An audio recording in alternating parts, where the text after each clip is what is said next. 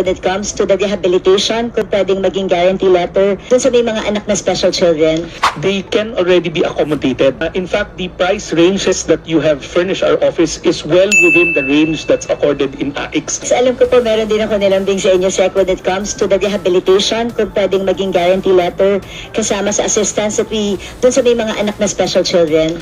Madam Chair, initially we had that knee-jerk, and forgive me for not reverting back to you, to the good Congresswoman, to create a special section in the AIX guidelines to talk about the regularity of children with special needs who undergo therapy.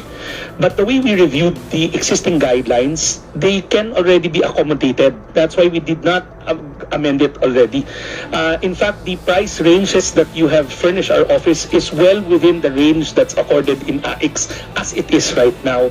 It's just so happened that, forgive the lapse that I never reverted back to you on why we never amended the AIX guidelines, but taken as it is right now, the AIX maximum and minimum limits already cover for these amounts that children with special needs use for therapy, and also the regularity of it. Mr. Chair, Madam Chair, through you, baka po dapat may information dissemination din tayo with hospitals with regards to this, especially may rehabilitation, because I don't think they know that they can charge that sa guarantee letter ng DSWD for AIX. Iangat lahat ng pamilya, solo parents at iba pa. Iboto muli, BH Bagong Henerasyon Party List number 94 sa likod ng balota.